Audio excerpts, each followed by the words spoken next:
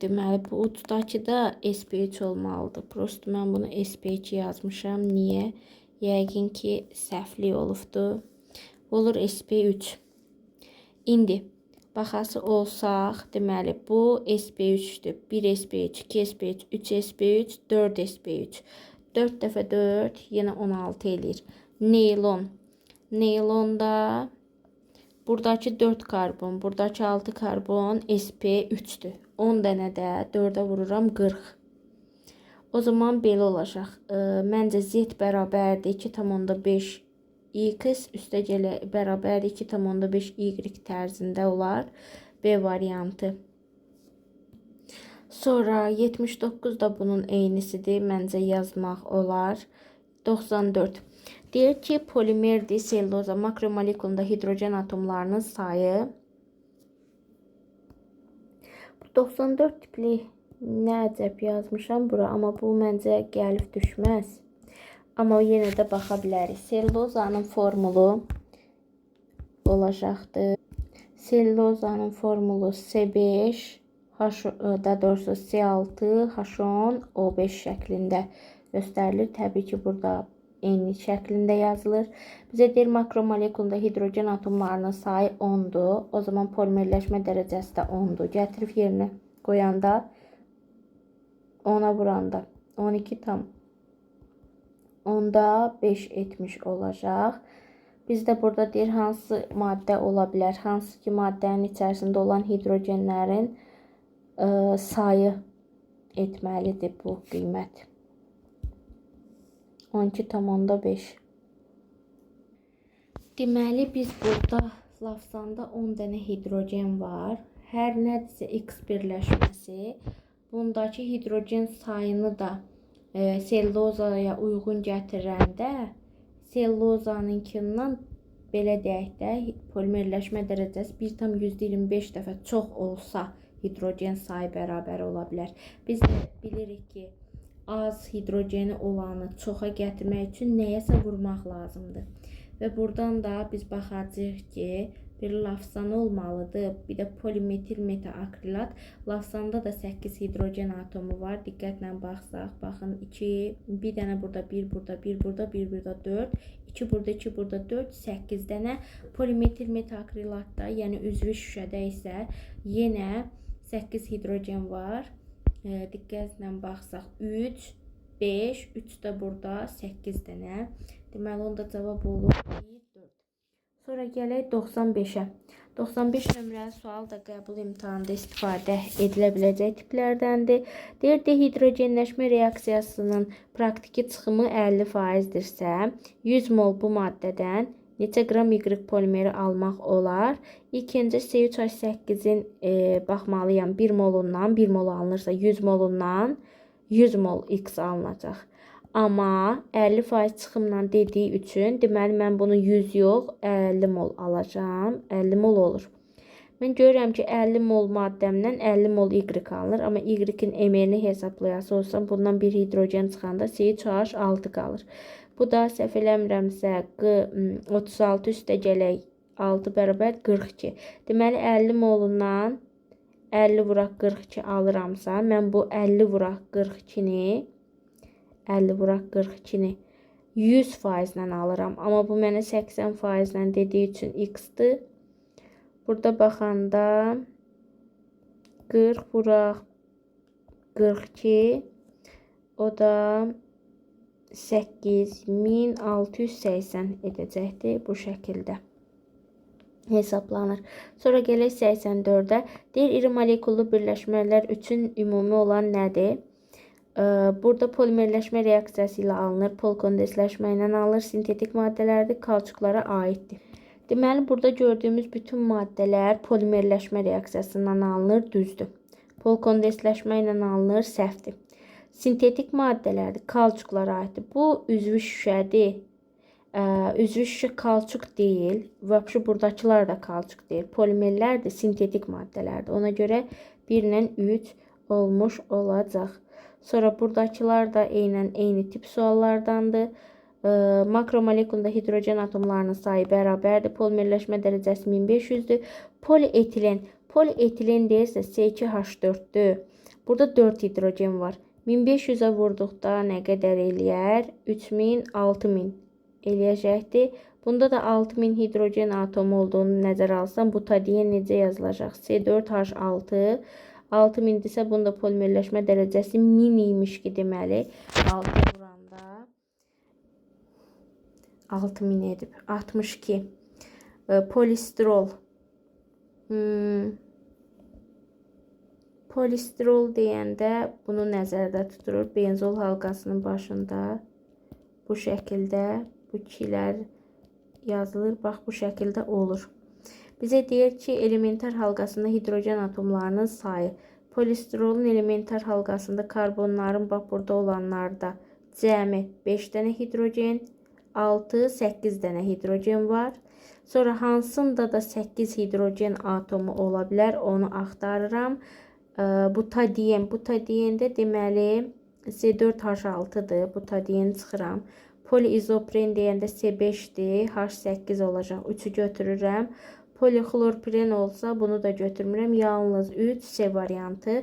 60. 3'də bunun kimi həll olunur hidrogen sayından.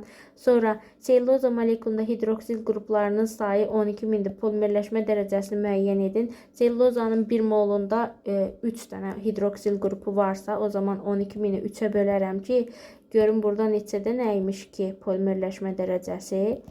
3'ə vuranda bu qədər eləyib. O da 4000'dir. Deməli, bunun polimerləşmə dərəcəsi. Sonra selüloza molekulunda hidroksil qruplarının sayı 9000'dir. Orta molyar kütləsini hesablayın. O zaman nə edəcəyik? 9000'i 3'ə böləcəyik ki, görək burada neçə dənə polimerləşmə dərəcəsi var. 3000. Sonra aldığım 3000'i də vuracağım 162'yə və cavabım bu olacaqdır. Sonra gələk bura. Maddənin deyir neylon lifidirsə x plus y tapın. Neylon lifində bura 4 olur. Bura 6 olur. Toplayanda x, y cəmi bizə 10 verir. Neylondur yenə. Burada da 10 çıx 4 verir. Daha doğrusu 6 çıx 4 verir. O da bizə verəcəkdir 2. Burada da cavab 2'dir.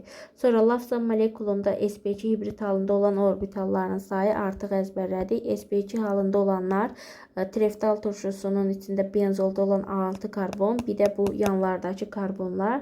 Cəmi 8 dənə karbon sp2'dir. 8'i vururam 3'ə 24 eləyir. Bunu 24'ə bölməliyəm ki, bunun polimerləşmə dərəcəsini tapım. Və buradan da alacağım 1500 cavabını. Deməli, lafzanda oldu bu belə. Sonra 47, 48, 49'da eyni şeydir. Selüloza molekulunda deyir hidrogen kütləsi 12'dir. Polimerləşmə dərəcəsini tapın. Bayaqlar yazdım. C6, H10, O5 şəklində idi. Selüloza deyir ki, 1 molundakı hidrogenin kütləsi 12 kiloqramdır. Bu yəni 12.000'dir. Bunu bölsəm 10'a eləyəcək 1200. Sonra 50'yə baxaq. Polimerləşmə dərəcəsi 2000 olan selüloza makromolekulun quruluş halqasında olan hidroksil qruplarının sayı 1 selülozada 3 dənə varsa 2000 selülozada da 6000 olmuş olar. Selülozanın orta molyar kütləsi budursa hidroksil qruplarının sayını tapın. Birincisi biz 800, daha doğrusu 486 mini bölməliyik 162'ye ki, görək nə qədərdir? Eləyir 3000. 3000 dənə polimerləşmə dərəcəsi var. 3 dənə sel olduğuna görə eləyəcək 9000. Sonra enant makromolekulunda bu qədər karbon atomu varsa, enantımız budur. Karbon atomlarının sayı 7'dir. 35.000'i bölsəm 7'yə eləyəcək 500. Polimerləşmə dərəcəsini istəyir, elə 500'dür. Selülozanın molekulunda olan protonların sayını istəyir, 1 molun tam neytrallaşmasına neçə mol seçə turşusu lazımdır. Deməli, 6 dəfə 6, 36. Protonları istəyir, 36. Üstə gələk. Hidrogen 10 dənə idi, 46. Oksigen də 5 dənə idi, 40. Üstə gəl 46. Bərabər elir 86. Deməli, 43.000-i 43.000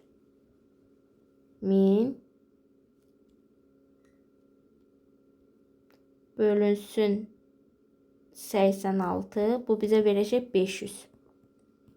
Polimerləşmə dərəcəsinin 1 molunu da neytrallaşmasına nə qədər efir lazım, efirləşməsinə neçə mol sirkə turşusu lazımdır? İçərisində 3 mol belə deyək də hidroksil qrupu var deyə 500-ə vuraram.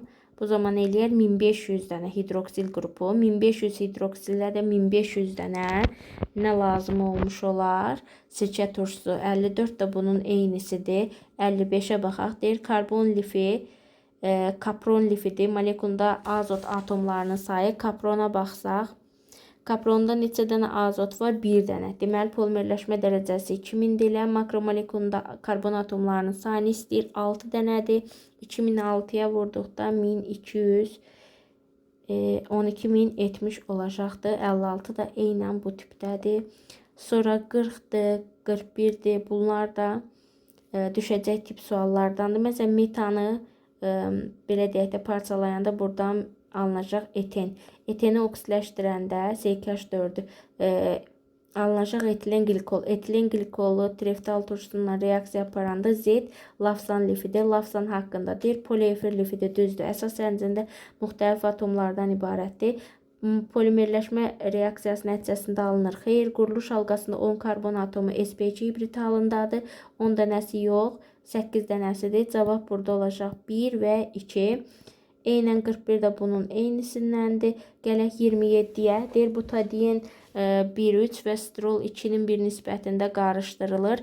2-nin 1 nisbətində qarışdırılırsa, 2 isə butadiyen götürülübsə, onda 108 x qədər götürülübdür. Bundan 104 qədər də götürülüb. Bundan x-ını yemirəm, yazıram 106. Bu da səhv eləmirəmsə 212 edir. 0,10 106. Burada 2-də 1, x-də bərabər 0,10-da 5 düşür. Səhv etmirəm. 0,10-da 5 düşür. X-i gətirib yerinə qoysam. Deməli 0,10-da 1 mol bundan götürülüb, 1 mol bundan götürülüb. Neçə qram butadiyen almaq olar deyir. Daha doğrusu butadiyen 1,3 reaksiya daxil olub. Butadiyen 1,3-ün kütləsi də 54. 54-ün yarısı da eləyəcək 27 kiloqram. Daha doğrusu hədə 27 kiloqram. Amma burada belə bir şey var. Əvvəlkini 2 verib. Mən bura səhv baxdım. 2-nin 1-dirsə, deməli bundan 1 mol götürüb. Demək 54 kiloqram imiş. Belə. Digər 28 də bunu tərzdədir. Biraz gec olduğuna görə bəzi hesablamalarda ləngiyirəm. Tez getmir. Sonra hansı ki 32, 33, 34 də eyni tipdədir. Gəlin buna baxaq. Deyir, polimerləşmə reaksiyasının praktiki çıxımı 90 olursa 2 mol metil metakrilatdan neçə qram Y maddəsi alınır? Y maddəsi də polimetil metakrilat olmalıdır. Kütlə olaraq eyni şeydir. Mən görürəm 200 moldan 200 mol alınmalıdır. Amma 200-ü mən 100 ilə alıramsa 90 ilə olsa neçə mol alınar? X alınar. Buradan X-i tapası olsam 180 mol alınar. Məndən 180 mol alınıbdır. Kütləsini istədiyinə görə də gətirib 180-i vuraram 100-ə. O da eləyər 18.000. Kiloqram dediyinə görə mən bu qramla aldım təbii ki bunu. Bunu da 1000-ə bölməliyəm. Kiloqram olsun deyə. O da 18. Sonra 36 da bu eyni tipdədir. 37 bayaqkilardandır. 38, 39 da eynisidir. 41 qəbula düşənlərdəndir. Bu da bayaq həll elədiyim tip nümunələrdəndir. Sonra 26, 27 bunlarda da qaydalarda dediyimiz 28, 29. Sonra 16-ya baxaq. Deyir, polimerləşmə reaksiyası üçün doğrudur. Bu polimetil metakrilatdır. Deyir, polimerləşmə reaksiyasından alınır. Bu düzdür. Polkondensləşmədir, səhvdir. Polipropilen adlanır, yox. Polimetil metakrilat adlanır, düzdür. Divinil kauçukudur, səhvdir. Cavab 1-4B variantıdır. Bu da bizim polimerlərdən imtahana düşə bilən hissələr.